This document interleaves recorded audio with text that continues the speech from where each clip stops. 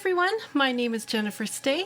This is Sweet Little Rose, and we are here today to do some swatching of the brand new Ohuhu brush tip alcohol markers. And while I'm doing the swatching, I'm going to share with you 5 awesome tips to help you with your Ohuhu brush tip markers. Now you want to stick around because the tip number 5 is really cool, and it's something that not too many people know about these brush tip alcohol markers. So make sure you stick around for tip number 5. Okay, let's get started.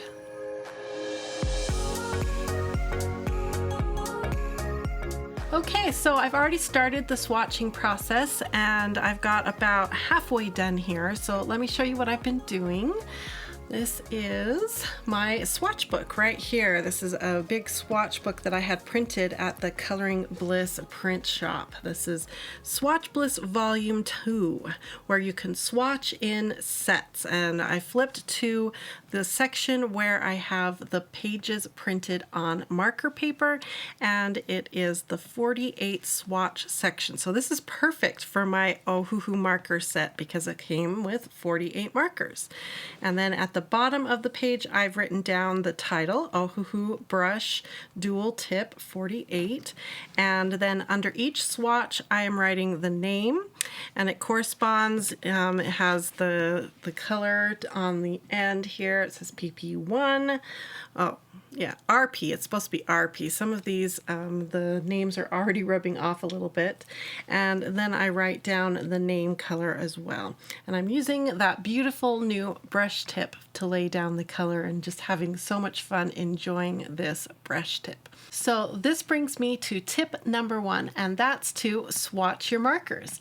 Now, when you get a brand new set of markers like these, it's really important to do some swatching because sometimes these end caps aren't accurate to the color that you're going to see as you color. Plus, as this alcohol ink dries, the color will shift a little bit. Looks one way when it's wet and a little different as it dries. So it's really helpful to have the swatches right there with you as you're coloring so you can pick accurate colors and you'll know what they'll look like as they dry down. So swatching is really important.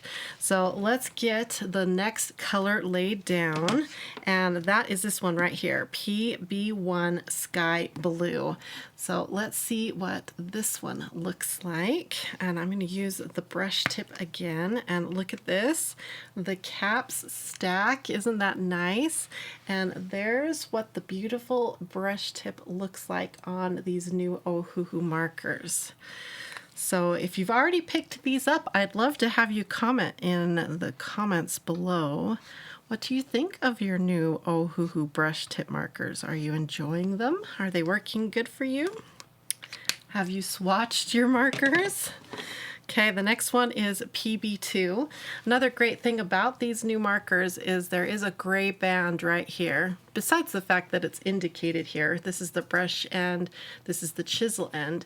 They also give you a gray band, so it's quick and easy to indicate on the marker which end is your brush tip. Okay, PB2. Now what I'm curious about is, did they give us a good balance of colors? Do we have enough yellows? Do we have enough reds? Do we have enough purples? That is my favorite color. So that's what we're going to find out as we're swatching as well. Do we have any gaps in the color wheel colors as we're swatching?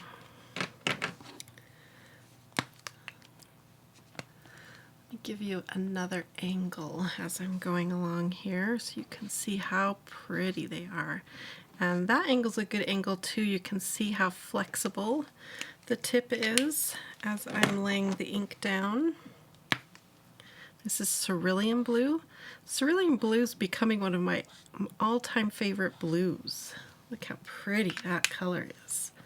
So pretty. Let's see what cloud blue looks like.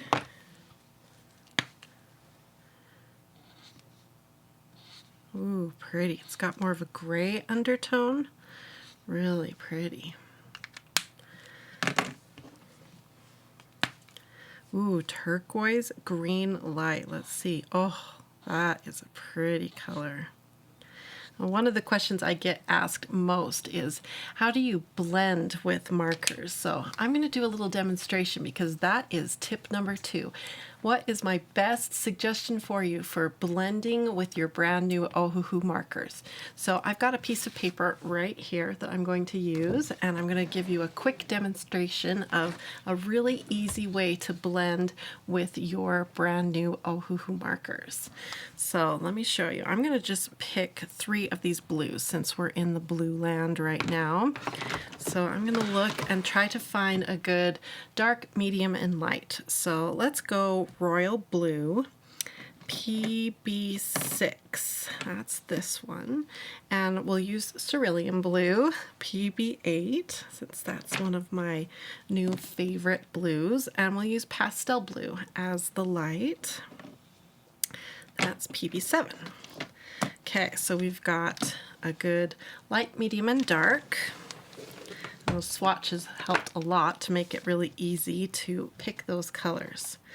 Now, we call this Jennifer's rule of blending thirds, and like I said, that's tip number 2. So we're going to use our beautiful new brush tip, and Jennifer's rule of blending thirds is really simple. So I'm going to just draw us a little rectangle and lay down the lightest color first. That gives us our base layer, place to begin.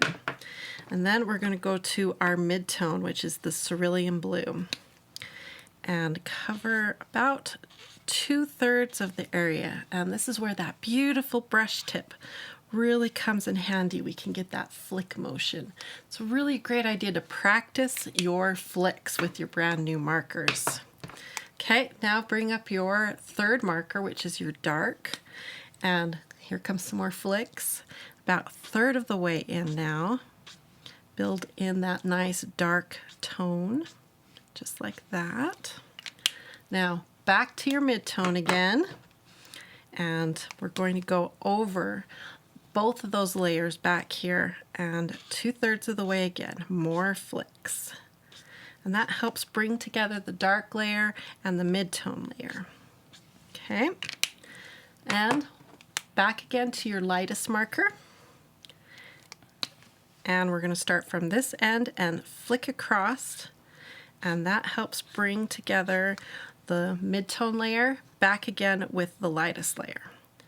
And then this is where you start to look and say, okay, do we have any areas that didn't blend exactly the way I want? So right here I see there is a bit of a harsh line between my mid-tone and my light layer. So I'm going to add a few extra flicks with my light marker to help bring that together. So I'm just going to flick around on here and bring it together. Now, I'm going to go back one more time to my darkest marker, which is PB6 Royal Blue, and just sharpen up that edge right here, clean it up, and it gives it just a little bit more contrast, makes it look really nice and dark on that end. And I'm going to call that a complete blend, and that's my 2nd tip, and that's to use Jennifer's rule of blending thirds. So if you liked that coloring tip, you are going to love our 5-day coloring boost. Let me tell you all about it. Here at Coloring Bliss, we recently started something called the 5-Day Coloring Boost. Now, this is aimed at helping you improve your coloring skills in just 5 days. So, do you want to boost your coloring skills? Do you like what you're seeing here during this video? Then you're going to love the 5-Day Coloring Boost. On day 1, we're going to focus on your color pencils, and I'm going to teach you a blending trick that you are going to love. On day 2, I'm going to teach you how to paint with your Sharpie markers. It's so much fun. On day 3, we're going to teach you a gel pen coloring secret. I love this secret, and it's going to make your gel pen coloring a lot of fun. On day 4, we're going to focus on your watercolor brush pens, and I've got a tip that's going to make your blends so beautiful. And on day 5, I'm going to help you with your color picking. picking. Do you struggle with that? Well, I've got a tip that's going to make color picking easy. So all you need to do is click on the link in this video and it's going to help you get started with your 5-day coloring boost. It's fun, it's free, it's easy, and why not? I mean, it's a 5-day coloring boost and you're going to love it. So I hope you join us and enjoy that 5-day coloring boost. Okay, we got to get back to our swatching of the Ohuhu markers, and I've got 3 more tips for you for your Ohuhu markers, including that 5th tip of that almost secret thing about the Ohuhu markers that I haven't heard anyone else telling about. So let's get back to swatching. Okay, I believe we're on BG1 turquoise green. So let me get this up here so you can see what we're doing. BG1 turquoise green is the next one. Here we go. Ooh, look at that brush tip. Swatching like this is a great way to practice those flicks I was just telling you about in our last tip. Okay, G1 is the next color. Ooh, those 2 colors are very similar. It'll be interesting to see as they dry down. Will they stay looking similar, or do we have 2 colors that we wish we could have had maybe a different color instead of those 2 very similar colors? Okay, G2 is vivid green. Ooh, that one will be really pretty for grass and leaves. Turquoise ink blue, G5. Okay. Ooh, the greens are very stinky. Not all of them have been that stinky, but the greens, they have a strong smell. Okay, the next one is G8, and it's glass green. Okay. Ooh, that'll be a pretty light to pair with vivid green. There's a lot of greens in here. GY1 is pale green. Oh, this one's got more yellow undertones. This one, as it's drying, you can see it's got more blue undertones. Okay, this one here, GY2, is called grass green. Let's see if I think it's a better grass green than vivid green. Oh, that's pretty. Definitely more yellow undertones on this one. Makes sense. If you look at the way the numbers and letters on here, with the Y on the end, I'm guessing they're telling us it's got yellow undertones. So that makes sense. Here's another one with a G and a Y, so let's see if they stay true to that. Will this one have yellow undertones as well? This one's called Bud Green. Yep. Very yellow undertones again. So these 3 here will pair really well together. Okay, but I think we need to talk about the next tip, which is tip number 3. And that's about using the correct paper. So important to pair the right paper with the right tool. Right now I'm swatching on my favorite marker paper. I'm going to link it for you in the description of this video. Now, the right paper for this type of marker, for our beautiful brush tips, is a very smooth paper. You don't want to use a paper that has any kind of tooth or texture. Now, when I did this blend right here, I was working on the same kind of paper. It's very, very smooth, but it's also a very dense paper. It's a cardstock and it's very thick, very dense fibers to it, so it can hold a lot of ink. So when I was doing Jennifer's rule of blending thirds, I could lay down layer after layer of ink and all those fibers could hold it and handle it. Now, it doesn't mean you won't necessarily have bleed through, but what it does mean is that I could do a thick, deep blend like that, and all those layers of ink, it could handle that. And if you can see here, it did shadow through, but it was able to hold all of that, and we got a beautiful blend. So that's my next tip for you, is to make sure you're working on the correct paper. Now remember, over at the Coloring Bliss print shop, you can have swatch books and you can have coloring books printed on this beautiful marker paper. We also have color pencil paper, and now we have the awesome some watercolor paper. So come on over to our print shop if you haven't seen it before, because it's amazing the kind of papers we've got for you there. Okay, let's try GY4 yellow green and see what it looks like. Probably has yellow undertones, judging by the name and the little Y. Yep. Well, all of these are very similar. I'm really wishing that they had given us a few different colors rather than so many greens. Like, the lightest color for skin tones so far is this salmon pink. That's not very light. When I'm doing skin tones, I like to have one that's probably one step even lighter than this salmon pink. Kind of wish they'd swapped out a green, maybe two greens, for a couple even lighter in this area. A light beige would have been nice. Even a lighter yellow would have been nice. Okay, next one is Absinthe, GY5. Another green with a yellow undertone. They really like their greens with yellow undertones, don't they? Okay, next one is Anise, GY6. Another green with the yellow undertone. Lots of those. Oh, but that's more yellow. That's definitely more in the yellow zone. So that's good. That makes me a little happier. Okay, so this brings us to tip number 4, and that is how I plan to store my Ohuhu markers. It's really important to store this type of marker correctly. It does have two tips, two ends to it. So how do you store a marker like this? Well, typically you want to store them horizontally because that will keep the ink inside evenly dispersed between each end of the marker. So make sure you store your markers horizontally. Ohuhu provided us with a really nice little case. So what I'm going to do is put all these markers back into this case when I'm done here, and I'll just store this case on its side and make sure I keep it that way for the majority of the time. Of course, if I'm using the markers, it's okay if they're stored standing straight up.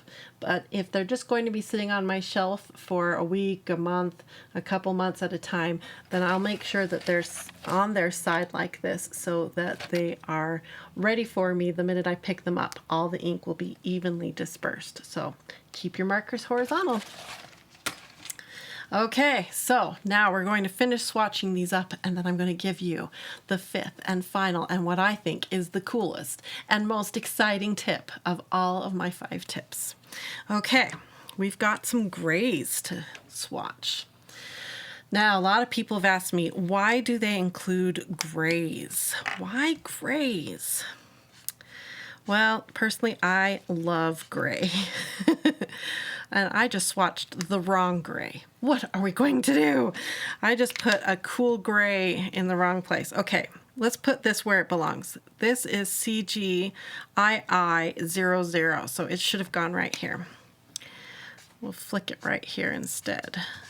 Okay, grays are really important with coloring, especially with markers, because you can use them to change the tone of your colors. You can take a really bright poppy yellow and add a little gray to it and just change the whole feel of that color. Alcohol markers are very translucent, and so you can layer and add different colors to each other and get all different kinds of tones and feels, and oh, it's really fun. So I really like having the grays in a set like this. Okay, let's put the right gray in here. I need to find the correct gray. Warm gray, it's right here. Okay, and let's get this doing what I wanted it to. There we go. Warm gray. It should go right on top. Yeah, that other gray was so light. And here you can see the difference between a warm gray. Let me bring it in here. A warm gray and a cool gray. Let me put the other cool gray down because it's a little bit darker. Cool gray 4. That's this one. Then you'll be able to really see the difference between a warm gray and a cool gray. Warm grays I love using in trees and in nature type scenes. They just look so nice on stones. Even in skin tone, a warm gray is really helpful. So in this coloring set right here, I'll probably end up using this warm gray for skin tones a lot. Just because I don't have anything in a really light beigey color, this warm gray will be my go-to. This cool gray right here, both of these will be great for cement and bricks and stones and things where you want a more cool tone feel. It'll also be great for snow. Anytime where you're coloring white, I go for my grays. Okay, let's get the last two grays in here. Make sure I don't get them mixed up. Number 7.